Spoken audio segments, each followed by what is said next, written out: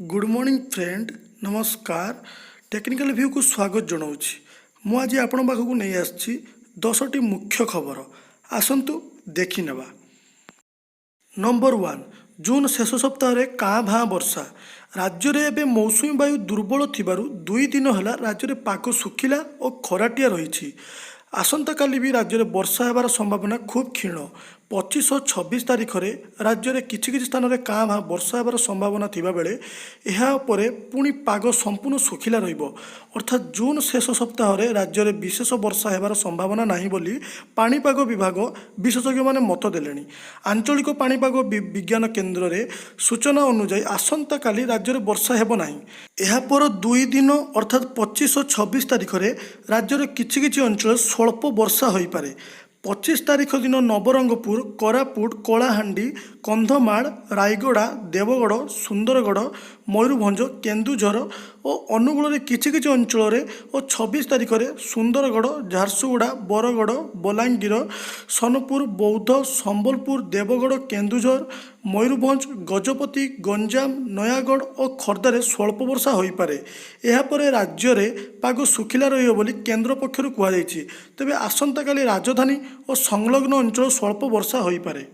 Number 2 Nandankanan रे हिमालय भालू कुलूर मृत नंदनकानन प्राणी उद्यान 17 नंबर क्वाड्रे रोथुवा माई हिमालय भालू कुलूर आज मृत्यु होईछि।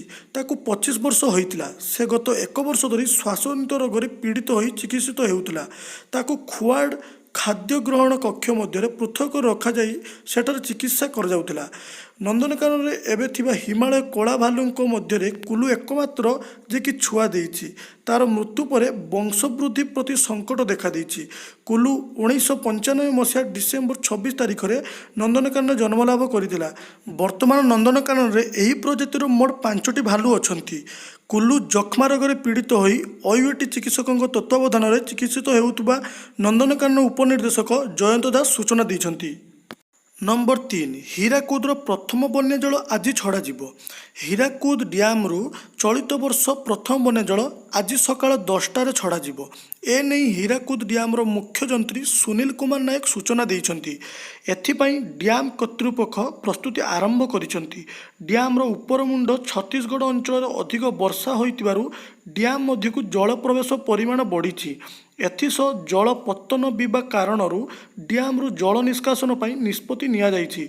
तेबे केतोटी गेट खोलिबो ताहा स्थिर होई नाही। गत 24 घंटा मध्य डैम्र उपर मुंडरे 21.40 मिलीमीटर वर्षा होइछि। एबे डैम मध्यकु सेकेंड को प्राय 1,01,000 घन फुट जल प्रवेश करुछि। जल पतन 624 फुट अतिक्रम करिछि। डैम्र सर्वोच्च जल धारण क्षमता 630 फुट रही बोली सूचना मिली। नंबर 4 दुर्घटनार अल्पके बर्तिले आठमल्लिक विधायक। आज एक सड़क दुर्घटन में आठमल्लिक विधायक रमेश चंद्र साए अल्पके बर्ती जाइछंती। तांको कार क्षतिग्रस्त होइथिले सौभाग्यवशत एथिरे केही मृताहत होई नांती। सूचना अनुसार आठमल्लिक विधायक श्री साए आज भुवनेश्वर निज गाँ आठमल्लिक ब्लॉक पड़ापदर को फेरुथिले। अपराह्न 3:05 अनुगुल ब्लॉक बंतला पाख जोरावरपुर ठारे विपरीत दिगरु तीव्र गति में आसुथिबा एक कार OD 15K 6147 अन्य एक गाड़ी को ओभरटेक करने बेले भारसाम्य हराई विधायक श्री साएंको इनोभा गाड़ी मझी अंश को धक्का देइथिला। एथिरे उभय गाड़ीर चक्का फाटी जाइथिला। विधायकों गाड़ी रास्ता पार्श्व को खसी जाइथिला। तेबे बेलून बाहरी गाड़ी थिबा विधायक श्री साएंको तांको पीएसओ रमाकांत माझी और गाड़ी चालक भिकारी चरण नायकों को सुरक्षा देवा फल समस्ते अल्पके बर्ती जाइथिले। अन्य पक्षर धक्का देइथिबा कार रे थिबा संबलपुर जिला हीराकुद अंचलर धीरेश प्रधान और सुमंत बाग मध्य एही दुर्घटना बर्ती जाइछंती।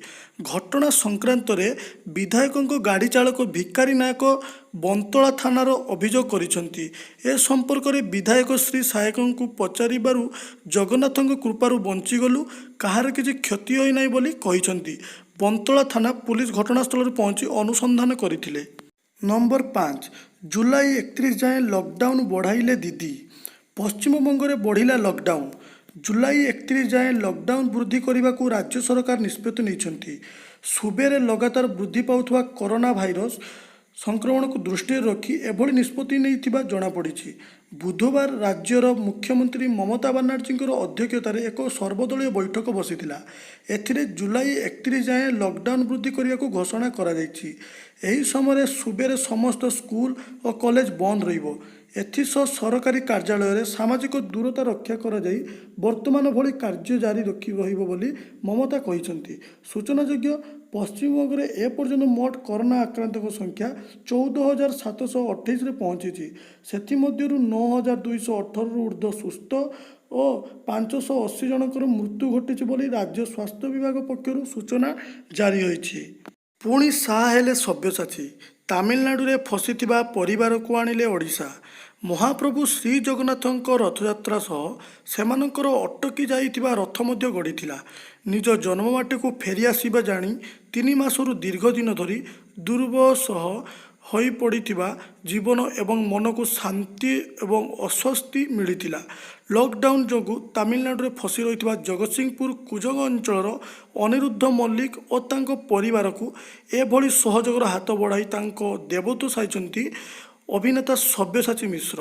କିଛି ଦିନ ତଳେ ସବ୍ୟସାଚୀ ତାମିଲନାଡୁରୁ ଫସିଥିବା ଆଉ ଏକ ଦମ୍ପତିକୁ ନିଜ ଘରକୁ ଫେରାଇ ଆଣିଥିଲେ। ଏବେ ପୁଣି ଥରେ ଏକ ପରିବାରକୁ ସହଯୋଗର ହାତ ବଢ଼ାଇ ଏହି ଅଭିନେତା ଅନ୍ୟମାନଙ୍କ ପାଇଁ ଉଦାହରଣ ସାଜିଯାଇଛନ୍ତି। ଏକ ସୋସିଆଲ ମିଡ଼ିଆ ପୋଷ୍ଟରେ ଅନିରୁଦ୍ଧ ତାଙ୍କ ପତ୍ନୀ ଏବଂ ତାଙ୍କ ଝିଅ ଓଡ଼ିଶା ଫେରିବାକୁ ଅନୁରୋଧ କରିଥିଲେ ଯେ ଆମର ଏଠାରେ ଖାଇବା ପିଇବା ଓ ରହିବାରେ ବହୁତ ଅସୁବିଧା ହେଉଛି, ଆମେ ଓଡ଼ିଶା ଯିବାକୁ ଚାହୁଁଛୁ ବୋଲି ମହିଳା ଜଣକ ଏହି ପୋଷ୍ଟ ମାଧ୍ୟମରେ କହିଥିଲେ। ଏ ସମ୍ପର୍କରେ ଜାଣିବା ପରେ ସବ୍ୟସାଚୀ ତୁରନ୍ତ ତାଙ୍କୁ ଯୋଗାଯୋଗ କରିଥିଲେ। ପାଖରେ ଅର୍ଥ ନଥିବାରୁ ବସ୍ ଭଡ଼ା ଦେଇ ଆସିବା ଅନିରୁଦ୍ଧଙ୍କ ପକ୍ଷେ ସମ୍ଭବ ନଥିଲା। ଏହା ଜାଣିବା ପରେ ସବ୍ୟସାଚୀ ସେଦିନ ସଙ୍ଗେ ସଙ୍ଗେ ବସ୍ର ବ୍ୟବସ୍ଥା କରିଥିଲେ। ରଥଯାତ୍ରା ଦିନ ଅର୍ଥାତ୍ ମଙ୍ଗଳବାର ସକାଳେ ସେମାନେ ବସ୍ରେ ବସି ଓଡ଼ିଶା ଅଭିମୁଖେ ବାହାରିଥିଲେ। ତାଙ୍କ ସହ ଉକ୍ତ ଅଞ୍ଚଳରେ ଫସିଥିବା ଅନ୍ୟ ଓଡ଼ିଆମାନେ ମଧ୍ୟ ଏହି ବସ୍ରେ ଆସିଥିଲେ। ନମ୍ବର 7, କ୍ୟାନ୍ସର ହସ୍ପିଟାଲରେ ଜଣେ ଚିକିତ୍ସାଧୀନ ବ୍ୟକ୍ତିଙ୍କୁ କରୋନା ଆକ୍ରାନ୍ତ। କଟକ ଆଚାର୍ଯ୍ୟ ହରିହର ଆଞ୍ଚଳିକ କ୍ୟାନ୍ସର କେନ୍ଦ୍ରର ଜଣେ ଚିକିତ୍ସାଧୀନ ବ୍ୟକ୍ତି ଆଜି କରୋନା ଆକ୍ରାନ୍ତ ଚିହ୍ନଟ ହୋଇଛନ୍ତି। ଆଚାର୍ଯ୍ୟ ହରିହର ଆଞ୍ଚଳିକ କ୍ୟାନ୍ସର କେନ୍ଦ୍ରର ନିର୍ଦ୍ଦେଶକ ଲଲାଟେନ୍ଦୁ ଷଡ଼ଙ୍ଗୀଙ୍କ ସୂଚନା ଅନୁସାରେ ଗଞ୍ଜାମ ଜିଲ୍ଲାର କ୍ୟାନ୍ସର ପୀଡ଼ିତ ସେହି ରୋଗୀ ଗତ 19 ତାରିଖରେ ଏମର୍ଜେନ୍ସି ୱାର୍ଡରେ ଭର୍ତ୍ତି ହୋଇଥିଲେ ଓ ଏଠାରେ କେମୋଥେରାପି ନେଉଥିଲେ। ତାଙ୍କଠାରେ କରୋନା ଲକ୍ଷଣ ବୃଦ୍ଧି ପାଇବା ପରେ ତାଙ୍କର ନମୁନା ପରୀକ୍ଷାରୁ ସେ କରୋନା ଆକ୍ରାନ୍ତ ଥିବା ଜଣାପଡ଼ିବାରୁ ତାଙ୍କୁ ତୁରନ୍ତ ଭୁବନେଶ୍ୱର କିମ୍ସ କୋଭିଡ୍ ହସ୍ପିଟାଲକୁ ସ୍ଥାନାନ୍ତରିତ କରାଯାଇଛି। ଏମର୍ଜେନ୍ସି ୱାର୍ଡକୁ ସିଲ୍ କରାଯିବା ସହିତ ସମ୍ପୂର୍ଣ୍ଣ କେନ୍ଦ୍ରକୁ ସାନିଟାଇଜ୍ କରାଯାଇଛି। ଏହାଛଡ଼ା ତାଙ୍କର ସଂସ୍ପର୍ଶରେ ଆସିଥିବା ଡାକ୍ତର ସେବିକାମାନଙ୍କୁ ଘରେ ସଙ୍ଗରୋଧ ରହିବାକୁ କୁହାଯିବ ଓ ସେମାନଙ୍କର ନମୁନା ପରୀକ୍ଷା କରାଯିବ। ଅନ୍ୟପକ୍ଷରେ ପାଖ ରୋଗୀ, ଡାକ୍ତର, ସେବିକା ଆଦି ପ୍ରାୟ 40 ଜଣ ତାଙ୍କ ସଂସ୍ପର୍ଶରେ ଆସିଥିବାର ଅନୁମାନ କରାଯାଉଛି। ଆହୁରି ମଧ୍ୟ ସମ୍ପୃକ୍ତ ବ୍ୟକ୍ତି ଏଠାକୁ ଆସିବା ପୂର୍ବରୁ ଭୁବନେଶ୍ୱର ରହି ଚିକିତ୍ସିତ ହେଉଥିଲେ। ତେଣୁ ସେଠାରେ ମଧ୍ୟ କିଛି ବ୍ୟକ୍ତିଙ୍କ ସଂସ୍ପର୍ଶରେ ଆସିଥିବାର ଅନୁମାନ କରାଯାଉଛି। ସମସ୍ତ ତଥ୍ୟ ଟ୍ରେସିଂ କରାଯାଉଛି। ନମ୍ବର 8, ଜୁନ୍ 1ରୁ ବଦଳିବ ବ୍ୟାଙ୍କର ନିୟମ। ବ୍ୟାଙ୍କିଂ ସେବା ସହ ଜଡ଼ିତ ଏକାଧିକ ନିୟମ ଜୁନ୍ 1ରୁ ପରିବର୍ତ୍ତନ ହେବାକୁ ଯାଉଛି। ଆସନ୍ତା ମାସରୁ ଏଟିଏମ୍ରୁ ଟଙ୍କା ଉଠାଣ, ସୁଧ ହାର, ଖାତାରେ ସର୍ବନିମ୍ନ ବାଲାନ୍ସ ଭଳି ନିୟମ ବଦଳିବ। ସେ ବିଷୟରେ ଜାଣି ରଖନ୍ତୁ। ଦେଶରେ ମହାମାରୀ କରୋନା ସଂକ୍ରମଣ ଆରମ୍ଭ ହେବା ସମୟରେ କେନ୍ଦ୍ର ସରକାରଙ୍କ ପକ୍ଷରୁ ବ୍ୟାଙ୍କ ଖାତାରେ ସର୍ବନିମ୍ନ ଟଙ୍କା ରଖିବାକୁ କୋହଳ କରାଯାଇଥିଲା। ଏହା ଜୁନ୍ 30 ପର୍ଯ୍ୟନ୍ତ ରହିବ। ହେଲେ ଡେଡ୍ଲାଇନ୍ ପରେ ଖାତାରେ ସର୍ବନିମ୍ନ ବାଲାନ୍ସ ରଖିବାକୁ ପଡ଼ିବ। ଏପରି ନ କଲେ ଅର୍ଥଦଣ୍ଡ ଦେବାକୁ ପଡ଼ିପାରେ। ଜୁଲାଇ 1ରୁ ଏଟିଏମ୍ରୁ ଟଙ୍କା ଉଠାଣ ନିୟମ ବଦଳିବ। ଏହା ମହଙ୍ଗା ହୋଇଯିବ କାରଣ ସର୍ବନିମ୍ନ ବାଲାନ୍ସ ଭଳି କେନ୍ଦ୍ର ସରକାର ଏହାକୁ ମଧ୍ୟ କୋହଳ କରିଥିଲେ। ଟଙ୍କା ଉଠାଣକୁ ଦେୟମୁକ୍ତ କରାଯାଇଥିଲା। ଫଳରେ ପୂର୍ବ ଭଳି ଏଟିଏମ୍ରୁ ଟଙ୍କା ଉଠାଣ ପାଇଁ ଗ୍ରାହକଙ୍କୁ ଦେୟ ଦେବାକୁ ହେବ। ଏହାଛଡ଼ା ପିଏନ୍ବି ସେଭିଂ ଆକାଉଣ୍ଟରେ ଟଙ୍କା ଥିଲେ ମିଳୁଥିବା ସୁଧ 0.50%ରୁ କମ୍ ହେବ। ଜୁଲାଇ 1ରୁ ଗ୍ରାହକଙ୍କୁ ବାର୍ଷିକ 3.25% ସୁଧ ମିଳିବ। ନମ୍ବର 9, ଗଞ୍ଜାମର ସମସ୍ତ ସରକାରୀ ଅଫିସକୁ ସାଧାରଣ ଲୋକଙ୍କୁ ମନା। ଗଞ୍ଜାମରେ ସମସ୍ତ ସରକାରୀ ଅଫିସକୁ ଲୋକମାନଙ୍କୁ ଯିବା ଆସିବା ଉପରେ ପ୍ରତିବନ୍ଧକ ଲଗାଇଛି ଜିଲ୍ଲା ପ୍ରଶାସନ। 10 ଦିନ ପାଇଁ ଏହି କଟକଣା ଜାରି କରାଯାଇଛି। ଜିଲ୍ଲାପାଳ ଟ୍ୱିଟ୍ କରି ଏହି ସୂଚନା ଦେଇଛନ୍ତି। ଗଞ୍ଜାମ ଜିଲ୍ଲାରେ କିଛି ବରିଷ୍ଠ ସରକାରୀ ଅଧିକାରୀ କରୋନା ଆକ୍ରାନ୍ତ ଜଣାପଡ଼ିବା ପରେ ଜିଲ୍ଲା ପ୍ରଶାସନ ଏହି ପଦକ୍ଷେପ ନେଇଛି। ରାଜ୍ୟର ସର୍ବାଧିକ କରୋନା ଆକ୍ରାନ୍ତ ଗଞ୍ଜାମରେ ଚିହ୍ନଟ ହୋଇଛନ୍ତି। ଗଞ୍ଜାମ ଜିଲ୍ଲାରେ ବର୍ତ୍ତମାନ ସୁଦ୍ଧା 955 ଆକ୍ରାନ୍ତ ଚିହ୍ନଟ ହୋଇଥିବା ବେଳେ 8 ଜଣ ପ୍ରାଣ ହରାଇ ସାରିଲେଣି। ଆକ୍ରାନ୍ତଙ୍କ ମଧ୍ୟରୁ 689 ସୁସ୍ଥ ହୋଇସାରିଛନ୍ତି। ଏହାକୁ ଦୃଷ୍ଟିରେ ରଖି ଜିଲ୍ଲାରେ କଟକଣା ଲାଗୁ କରାଯାଇଛି। ବ୍ରହ୍ମପୁରରେ 16 ଘଣ୍ଟିଆ ସଟ୍ଡାଉନ୍ ବି ଲାଗୁ ହୋଇଛି।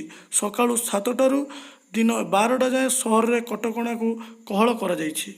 ସେପଟେ କନ୍ଧମାଳ ଦାରିଙ୍ଗିବାଡ଼ି ଜୋନ୍କୁ ଅନିର୍ଦ୍ଦିଷ୍ଟ କାଳ ପାଇଁ ସଟ୍ଡାଉନ୍ କରାଯାଇଛି। ଜିଲ୍ଲାପାଳ କ୍ଷମତା ପ୍ରୟୋଗ କରି ସରପଞ୍ଚ ରାଧାକାନ୍ତ ପ୍ରଧାନ ଦାରିଙ୍ଗିବାଡ଼ିକୁ ସଟ୍ଡାଉନ୍ କରିଛନ୍ତି। ଡୁଡୁକିବାଡ଼ି ଅଞ୍ଚଳକୁ ଜଣେ ଶିକ୍ଷକ କରୋନା ଆକ୍ରାନ୍ତ ଚିହ୍ନଟ ହେବା ପରେ ସରପଞ୍ଚ ଏଭଳି ପଦକ୍ଷେପ ନେଇଛନ୍ତି।